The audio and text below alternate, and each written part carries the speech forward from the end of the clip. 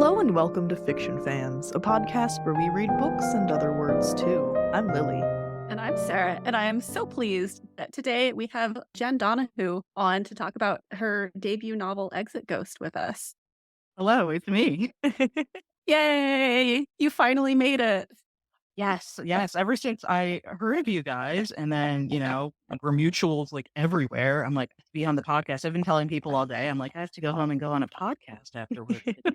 Oh, I have I'll say like, oh, I have an interview today. And then my friends will go, you're being interviewed? And I'm like, oh, no. No, the opposite. I told one of my coworkers earlier this week, I was like, oh, and I'm being interviewed on Saturday. And she got really quiet and she was like, a job interview? And I was like, no, I'm not leaving you for my other career. Yeah. I think we also have the delight of being joined by extra dogs on this recording. So we have, of course, Sarah's two pugs. And then what is your Doberman's name, Jen? Her full name is Ulrika, and we call her Rika most of the time, or variations on that name. Wonderful. I have definitely been mentally mispronouncing her name this entire time. That's fine because it's pronounced like if you spelled Ulrich, if you look at it, that's like that is how I've been pronouncing it. the German pronunciation. Yeah, which is fine. My husband has named both of our dogs, which we have had serially, not congruently. And they're a German breed. So we look for like a German name, and he's good at names. He's maddeningly good at names. And of course, naming is one of the hardest parts when you're coming up with characters. It's very hard. Many brackets are in my rough drafts. Well, before we get ahead of ourselves, what is something good that's happened recently? Something good that's happened. I had a bunch of friends come over from out of town last weekend and they stayed with me. And that was lovely. It was really nice to see them. We had a great time. We went to the Dickens Fair, which was in San Francisco, was a hassle to get to. I would not go again, but I'm glad I went. How did you survive the Christmas music? There wasn't a lot of Christmas music going on, actually. We did go to one like a cappella group that was singing songs, but they weren't Christmassy. Oh, interesting. There was a lot of songs about beer. All right. And wailing. And wailing or whittling? And wailing. Okay. Presumably not screaming, but yeah. Yeah. Going to go. Like Moby Dick, not yes. And gnashing of the teeth. Moby Dick kind of wailing. Okay. Like, that's a weird thing to sing a song about. Oh, I thought they were wailing instead of singing. That was my immediate. I was like, were they that bad? Wow. Okay. No, they were actually quite good. I don't remember their name, but they were good. I would listen to them again. I wouldn't necessarily go to the Dickens Fair to see them, but I would listen to them again. There are things YouTube is for. I had a story acceptance for a market that I have tried to get into previously and have gotten rejections in, as one does. But it's an early enough acceptance, as it were, that I can't actually say where it was. So it's a story that will be published next year, I believe, and I'm very happy about it. Fantastic. Well, that's exciting. Congratulations. Thank you.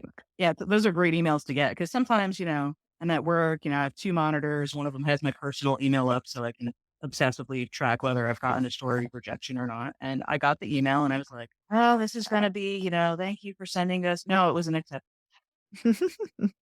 I have a twofold good thing. I'm finally trying to clean up some of the, when you finish a bottle of lotion or whatever, you don't actually throw it away because you're like, I know there's some left in here. And you can't just recycle it. Right. I finally dug up 3 or 4 different bottles of skincare stuff and cut them in half because they're like tubes, right? Not bottles, I guess. And there was so much left in them. Oh my God. I've probably been using them for like a week now. Just of the stuff that I've been able to scoop out with my fingers. So A, I'm cleaning up a little bit, and B, there was probably at least $40 worth of skincare that I would have thrown away if I had just dumped those bottles. So I'm glad I hoarded them. That's amazing. That's why we hoard those things. It's sort of one day we will find out there's actually 60% more in here. There was oh my God. I was part of me knew it. That's why I kept them. But I was still shocked with how much product was left in those things. It's like how with shampoo, I no longer buy pump bottle ones because the pump doesn't reach the bottom. So there's always so much. So then you're in the shower, unscrewing the top and beating it against your hand. Yep. Oh, what are we all drinking today? This evening, whatever time it is for everyone. It is full dark. Well, about full dark here for me on the East Coast, and I am drinking the Walgreens brand French roast coffee, Lovely. which is called Nice, and they do it in this like diner font cursive. It's very interesting. My Jersey Devil mug. Ooh, love it. I'm also drinking coffee, but I poured a bunch of eggnog in mine because 'tis the season. Oh, I should have done that. It's delightful. Yes.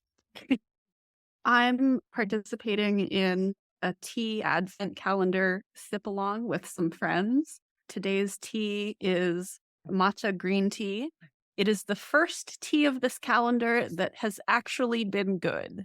And by that, I mean it's definitely not high quality green tea, but it's drinkable. Oh no. The things we put up with. Yeah, I guess expectations are only so high for those Advent things, depending on what they are.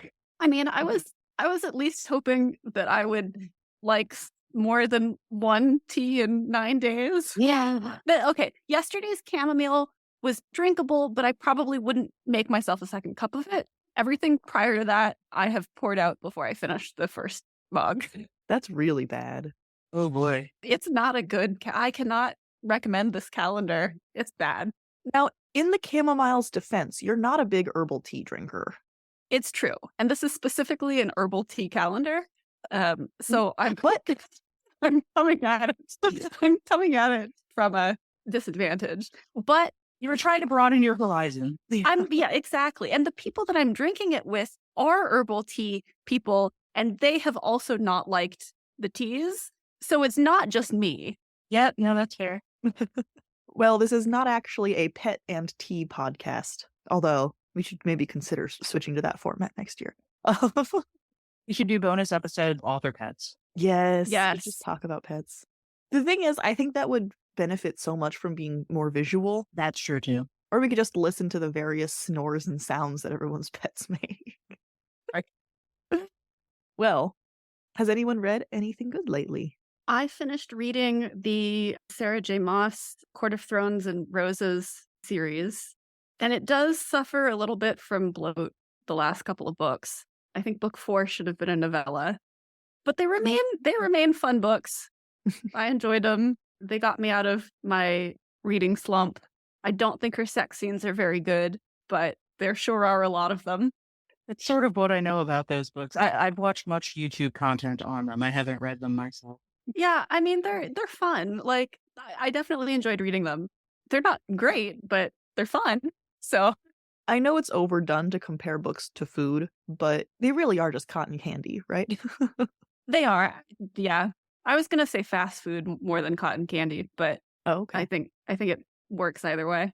Well, sometimes you just want chicken nuggets. Exactly. See, I feel, well, I haven't read the books, but yeah, I don't know. I was going to say that's an insult to chicken nuggets, but it sounded like you enjoyed them enough, so. I love chicken nuggets. So Yeah.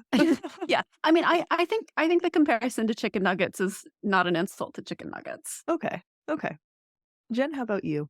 I read the short story Imagine Yourself Happy by Rimi Muhammad, my dear author friend in Canada. Who will be coming on the podcast in March, I think, Oh, hell yeah. to talk about her new books coming out. So a little plug for us too. He's got a bunch of books coming out.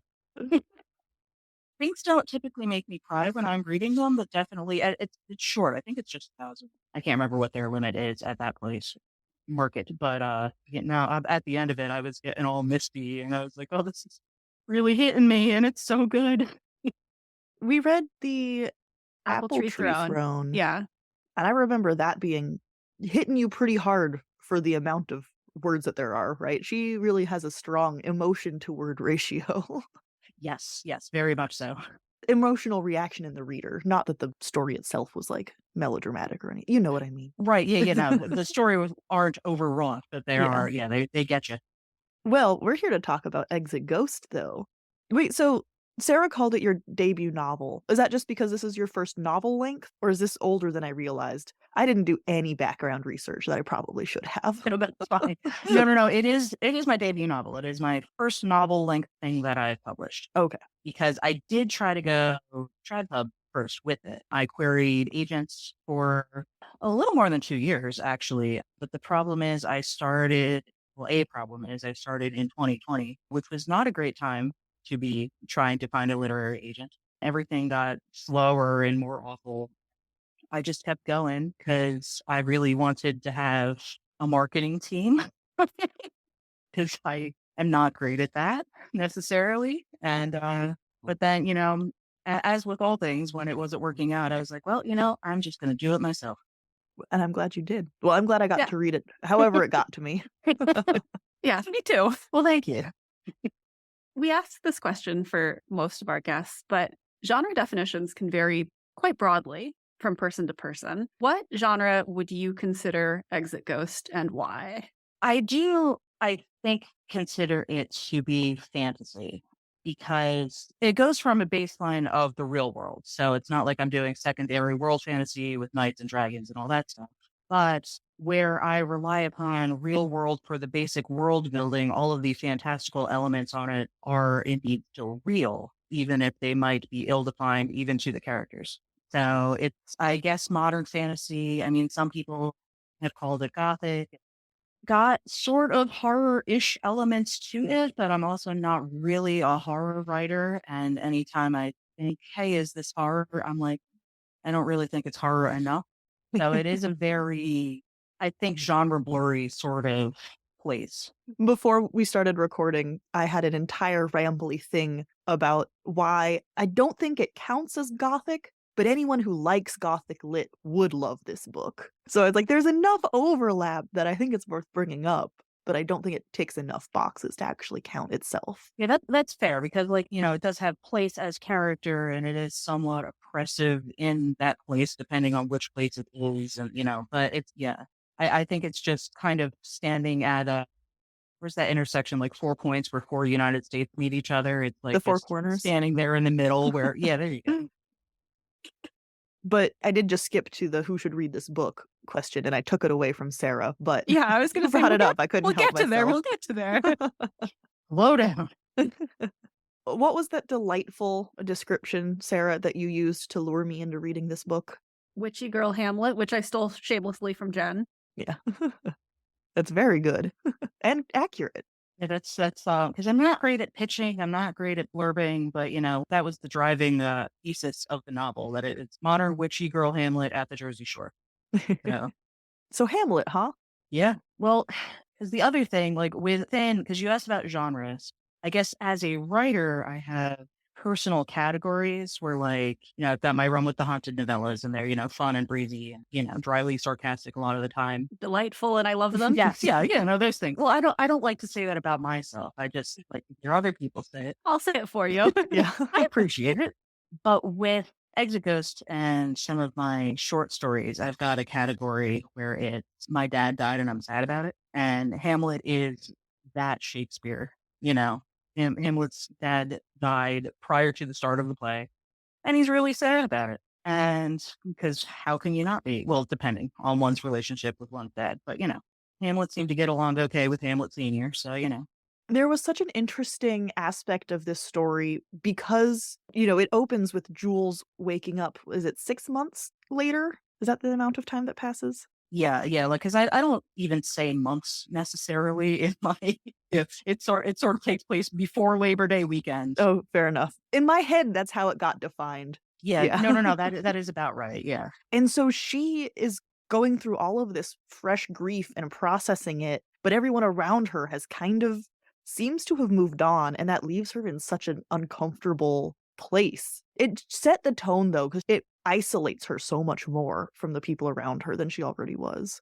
And I find that is a thing that can happen with grief, that especially because everybody grieves in their own way. And even if the people around them have lost the same person and also love that same person, there's kind of these circles where it's like, okay, well, Jules and her mother were the closest to Jules' dad. And in theory, they would be reckoning with similar devastations. But again, Jules sort of had that deferred. So she's like hoping that her distant mother would connect with her in some way, maybe. But for her mother, she's, cold, busy businesswoman. And Jules is like, well, I'm just kind of an open wound. And it doesn't, those experiences don't always match. And then you've got people who are sometimes like, well, why aren't you over it already? There's been time, but it doesn't work like that. It doesn't work like that, and even for her, there hasn't been as much time as for everyone else. Exactly. Like both calendar wise and like in her experiences. Yeah. Yeah. For her, it just happened, you know? So it is, of course, witchy-girl Hamlet. Just can't forget the witchcraft. Yeah. At the beginning of the book, you have a note talking a little bit about how, like, "This witchcraft isn't real. Please don't Yes. go try to do this," etcetera, etcetera. So how did you sort of put together the version of witchcraft that we see on the page? It largely vibes. I have other short stories that would be considered like in the same world where, there's a main character who isn't even necessarily defined as a witch on the page, but you understand, oh, this person knows some kind of magical thing. And it's always I think in my head, because I described my fantasy or the fantastical element in Exit Ghost as poorly defined, and it's kind of on purpose because the more you try to nail something down, the less mysterious it becomes or evocative necessarily, or the more poorly you're actually defining it. And so I sort of thought that from a like real modern world perspective, magic isn't, something that everybody knows about. It's not something that you're going to walk into a school and learn as you might in a secondary fantasy world novel. But there might be, groups of people who have learned it in some way with great difficulty. And it's this game of telephone across the ages of people who have figured out, scrabbly ways of doing magic and passing it on to people that they felt close enough to, or they realized, hey, if more of us are doing something, it gets more powerful and that kind of thing. And then I grew up Catholic and like the ritual of mass and all of the different rites and everything are always very well ritualized. So that is where a lot of why I lean into like Catholic imagery so much because there's always like, well, there's a saint for that, there's an icon for that, there's symbology, and all that kind of stuff. Well, I really enjoyed the witchcraft in this book. Like it's like you say, it's a little nebulous, but there's enough there that I have questions and want to learn more, which is how I want to feel about a magic system. So I think that worked really well. Something else that you do is you include text messages between the characters. And I wanted to ask about how you decided to format that, given that I think so many novels sometimes just tend to kind of like hand wave that stuff away because it is easier just to not acknowledge it. It's easier not to describe a character like Yeah. Yeah. in a way, some of that came from my role playing experience and background, where years back, a friend of ours was running the cyberpunk game Shadowrun. And in that, sometimes we were doing, like via Google Hangouts or whatever, we were having chats away from the table, and sometimes characters would be texting or whatever. And in doing that, I wanted, like, because using quotes didn't work because that's like what you're saying with your human mouth. And using asterisks didn't work because it just bolded the text like in the messaging system. So I was like, slashes, that works. And that's what I've just adopted across the board because, like, that's how people text to Run with the Hunted too. It's just with flashes. But I think that texting is, and, that kind of messaging is so much of how people communicate now. Like, you don't necessarily call somebody on the phone because that means something bad has happened, or you don't call somebody without saying, hey, I'm going to call you. So just texts make a lot of sense to integrate into fiction. I always make fun of the horror movies that just pretend cell phones don't exist because otherwise it would be hard to write the plot. It's a terrible problem where you're like, oh, well, I could just, call the police or whatever. Uh-huh. So, yeah. Yeah. So you either have to, address cell phones head on or hand wave them so that, oh, you're out of service or whatever. Right. Or your phone has exploded, although I did actually like that. I was going to say, wait a minute, I did do a thing where I removed somebody's phone. It made sense though. It fit. Yeah. It didn't feel like you were trying to get out of a loophole or a plot hole. Yeah, it actually does make a lot of sense in the context of the story. I think the first time I saw texting in a book was one of those, it was years ago, one of those YA novels where they put like the actual pictures of the bubbles in the paragraph. Yeah, and there's a whole series that's called like TTYL and stuff like that. And I think that a book that does it. There. That might be what I'm thinking of. I don't recall. It's been a little while. I think we've run through most of the stuff we can talk about without spoiling the book horribly. Although, actually, I mean, it is Hamlet. yeah. That's actually a good point, though. There was an interesting experience I had while reading this, where part of me was like, well, I know how Hamlet ends. That's true. But this book was far enough removed that I didn't feel like necessarily knew what was going to happen next. So I did definitely still like feel tension. Like, oh no. Yeah, that is true because I didn't make a one-for-one Hamlet adaptation, just like how the cat makes. What are you growling at? She does not like the idea of a one-to-one Hamlet adaptation. Right? Yeah. Yorick would not be a character if that was the case. Because that's the other thing, the characters aren't one for one. The story isn't. Because I don't want to say I don't see the value in it, but it wasn't interesting to me to approach it like that. So how did you decide which aspects of Hamlet you wanted to incorporate into the story? Like, how did you pick and choose that? Well, you ask that as though I plan my writing, which I don't. Well, I guess we can cross that question off of our question list later on. Yeah, I start at the start and I end at the end. So there are times where even as I'm approaching what is a major story beat in Hamlet, and I'm like, am I going to do it exactly like that? Am I going to disregard it completely? And really, I decide as I'm writing it. Like there are definitely things because the way I wrote Exit Ghost, or the way this particular like draft that then became the book happened, is I took two different projects and kind of shuffled them together like a deck of cards. And one of them was a Hamlet rewrite with no magical elements, and the other was a story about two friends who were witches in Asbury Park in 1979. And I made different decisions from those drafts as I integrated them because I was like, I think that might be predictable and I like this other way better. That kind of thing. So sometimes the writing is in the rewriting, as they say. Well, Sarah, who should read this book? Well, you already answered this question. This book isn't a Gothic novel, but if you like Gothic novels, you will like this book. If you enjoy retellings and like Shakespeare and Hamlet, you will like this book. If you want a witchy atmospheric novel where the witchcraft is not really highly defined, but definitely there, you'll like this book. To avoid spoilers, skip to 4140.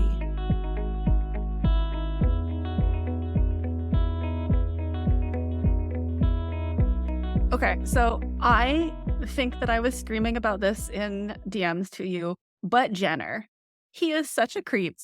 I have so many questions about him. Not necessarily like specific questions per se, but like right. nebulous, like what is going on with him? Like, are we going to see more of him? I think you mentioned there was going to be an Una book at one point. Fingers crossed. My specific questions about Jenner are, what the fuck and how dare he? Yes. Well, those are broad, but also specific. Yeah.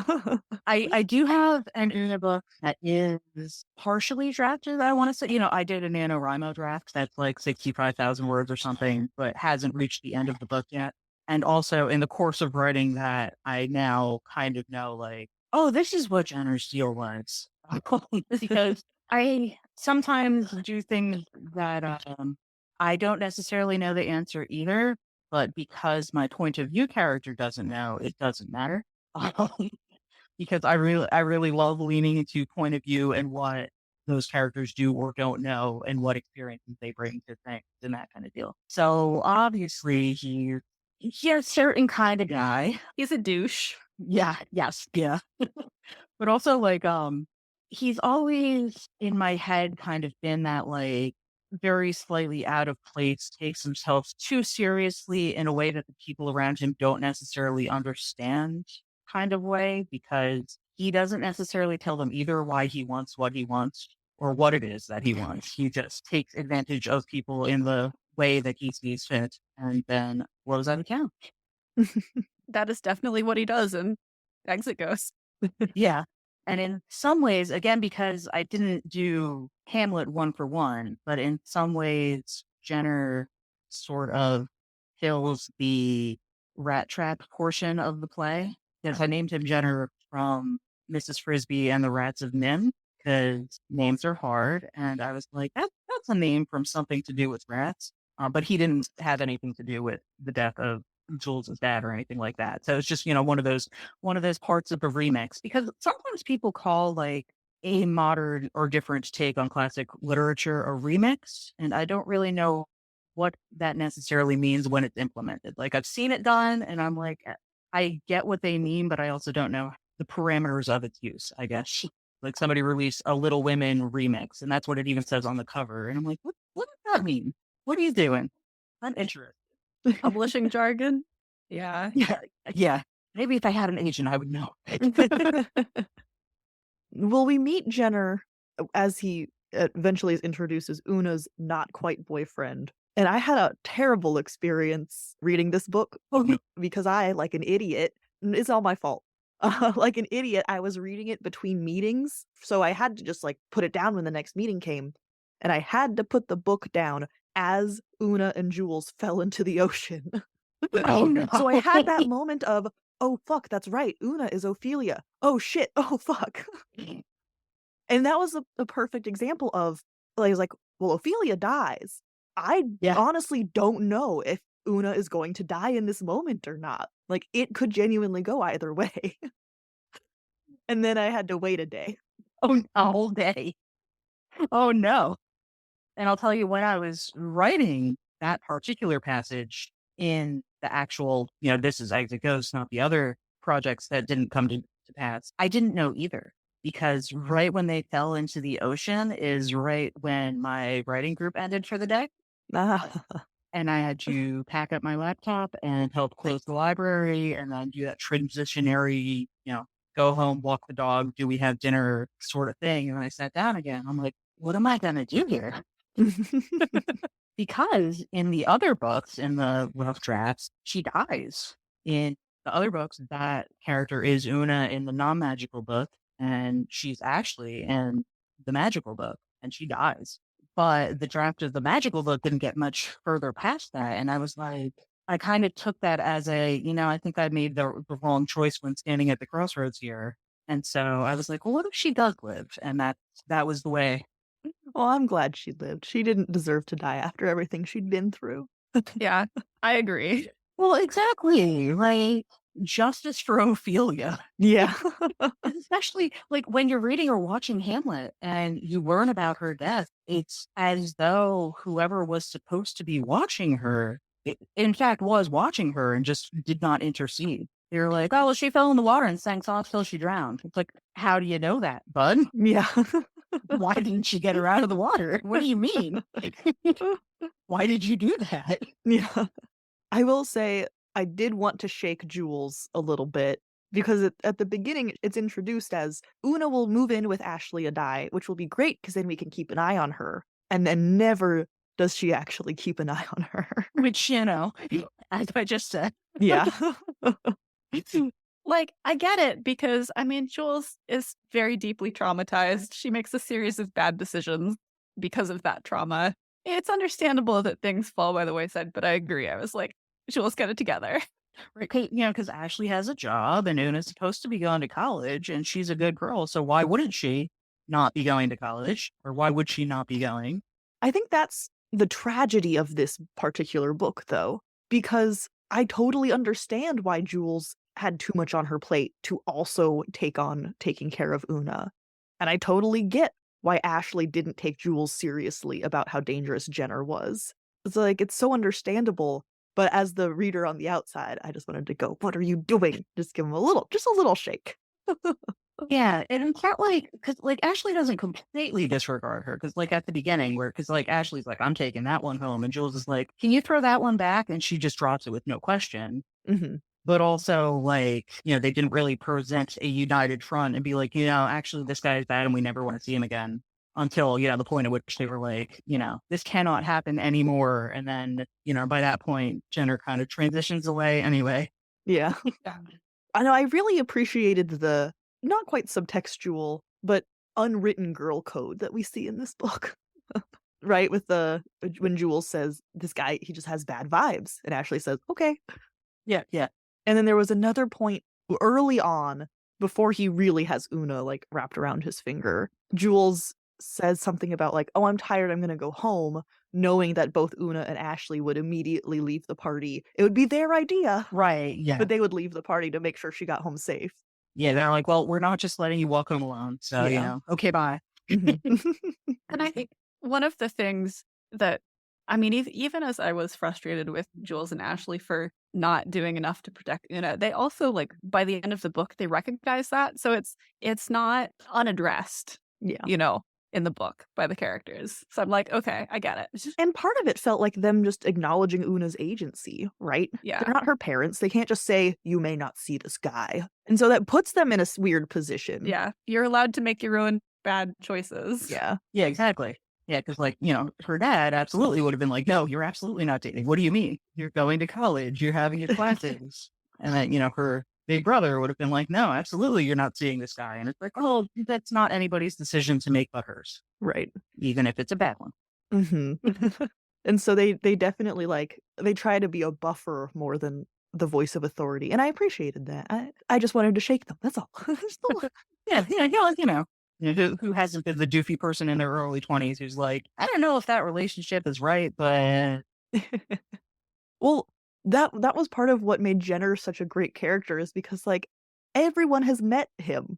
Everyone knows that 30-year-old who hangs out with 18-year-olds. yeah, Or new. yeah, who Yeah. who has that particular oh, well, I know this thing, and it's like, well, actually, I know it too. Mhm. Yeah, there's that smug douchiness. Yeah. Yeah, This is a dumb joke, but I'm gonna make it anyway. do it. Chekhov would be pretty mad at this book. Right? Yeah. That's why I have to write the sequel. Yeah. Because you introduced the very cool vintage gun, never fired once.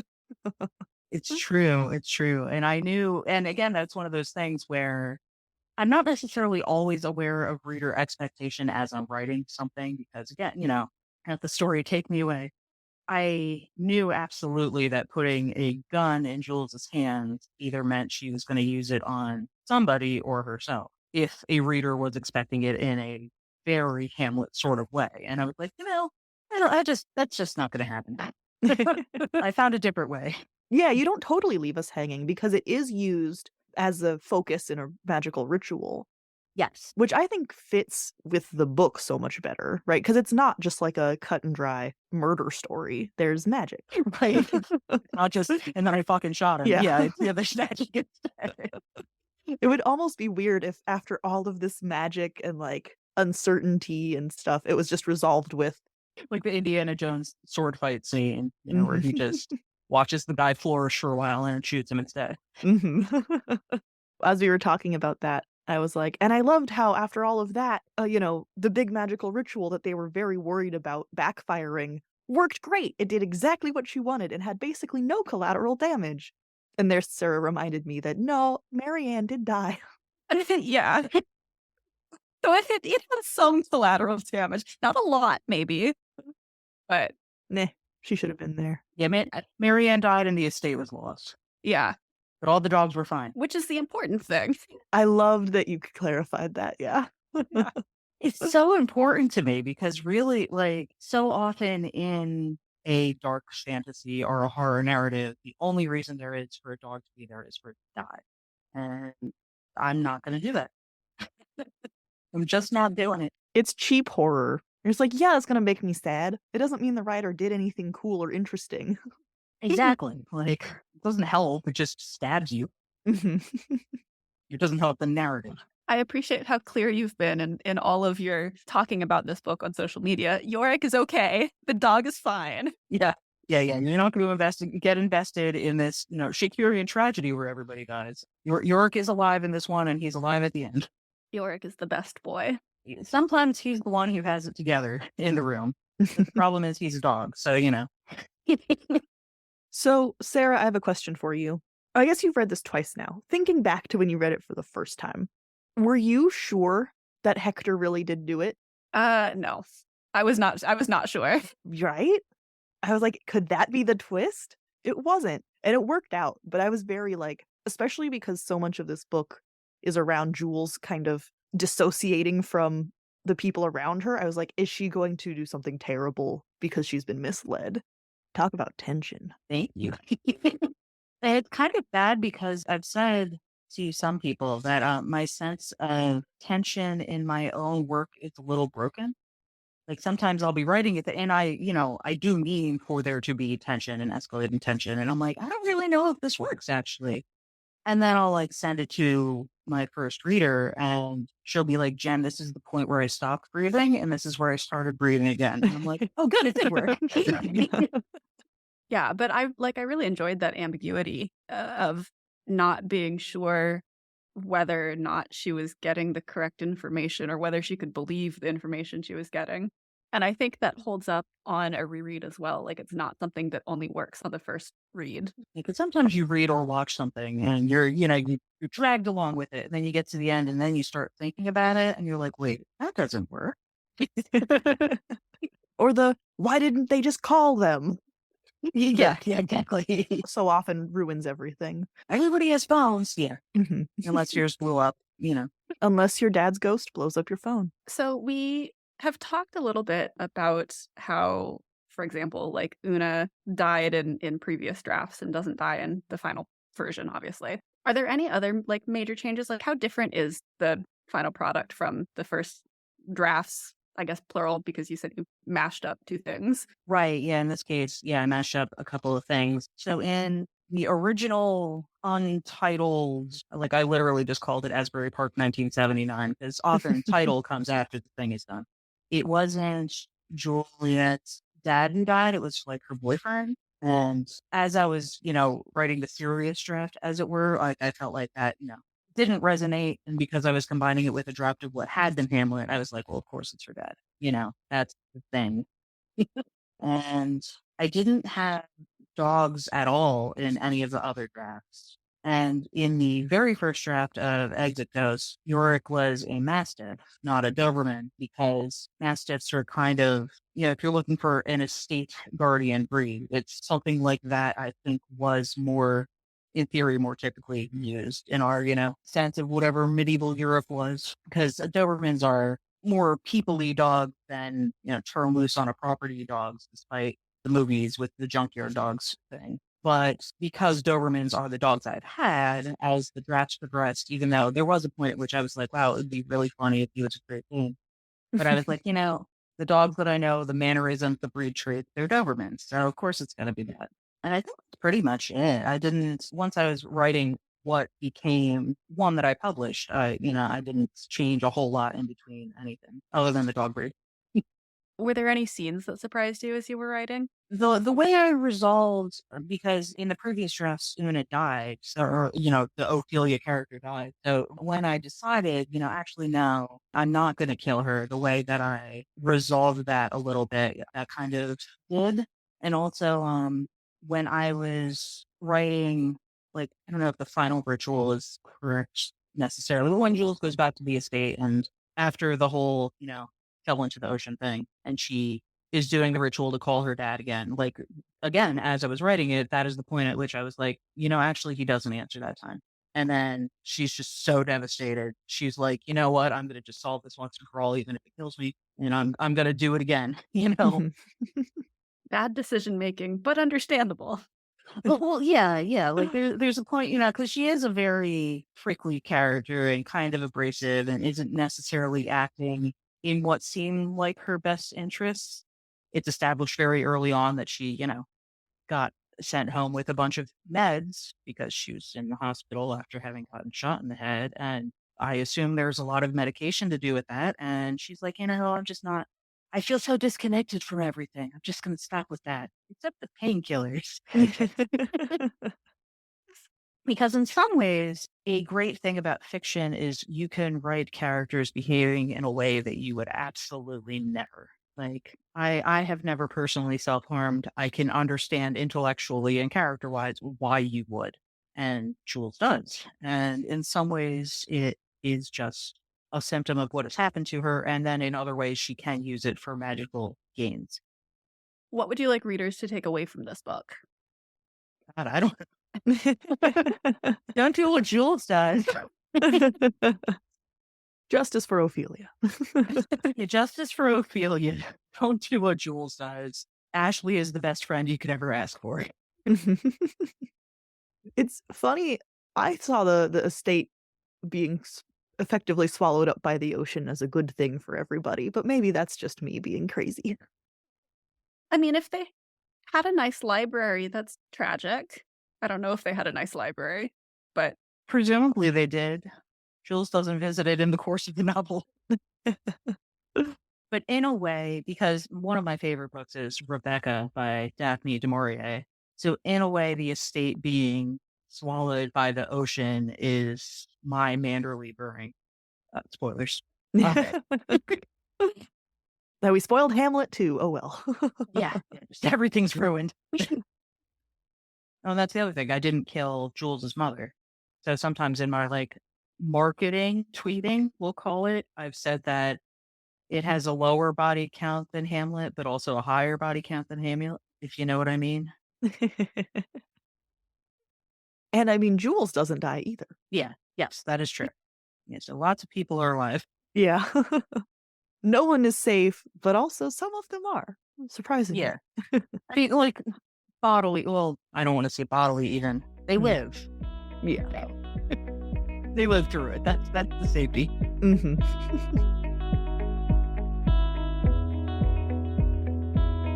I have a very dumb Words Are Weird.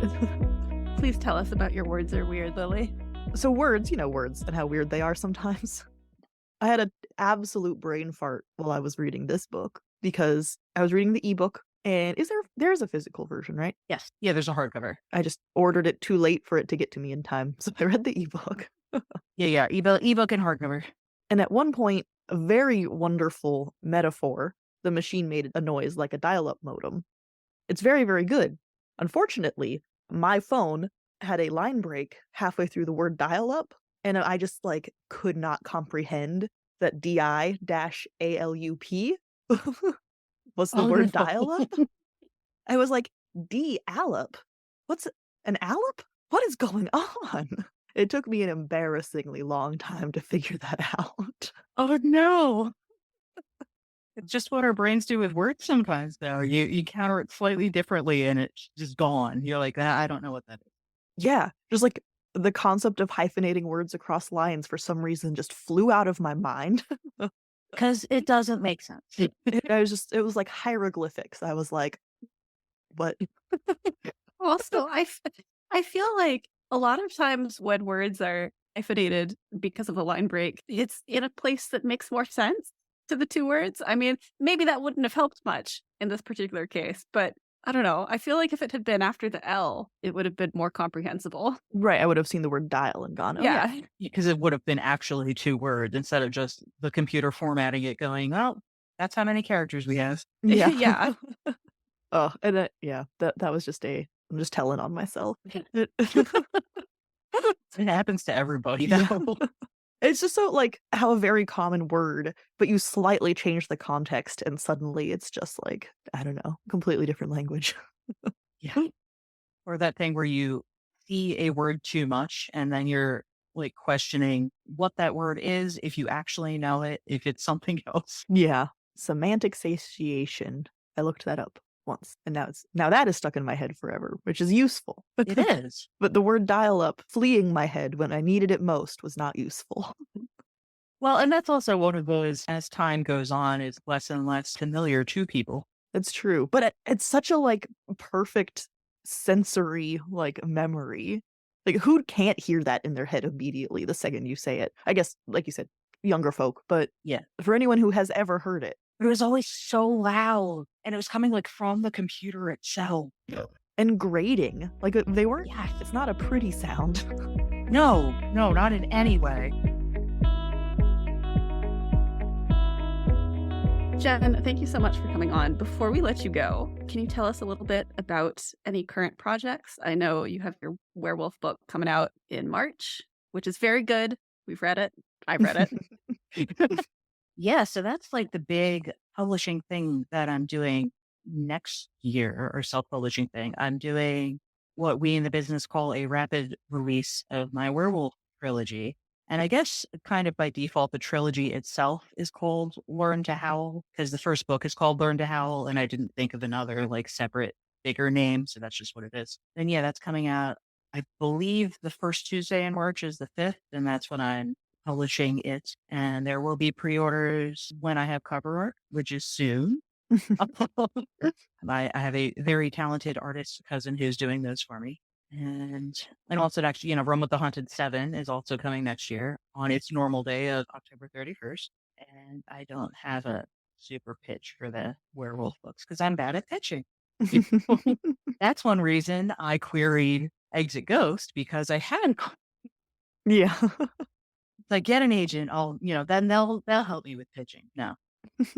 Well, your werewolf book is a lot of fun. It's not super, super traditional werewolf, and it's Lily and I were just discussing it a while ago. I don't remember when. Long enough ago that I don't remember a lot of the conversation.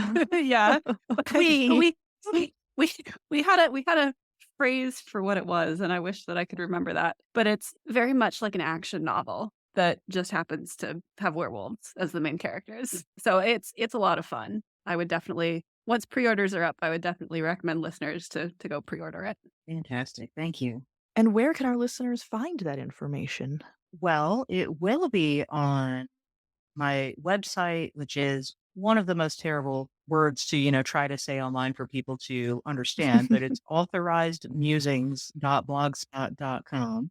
And then similarly on Twitter, because in 2012 or whatever, when I was doing this, 2015, having a kitschy little handle and having your branding be uniform was important. So my Twitter and then also my Blue Sky is Authorized Musing. Your Blue Sky has the G though, right? Oh, I believe it does. Yeah. Yeah. Blue Sky gave you more characters. So I think it is actually Authorized Musings dot Blue Sky social, however Whatever that those long URL is. Yeah. things We'll link were. to those. Yeah. Thank you. But I like to ask you to say it out loud just to watch authors panic. I could just spell it with the native phonetic alphabet, which nobody but me ever understands when I'm on the phone. No, A is for apple. No, alpha.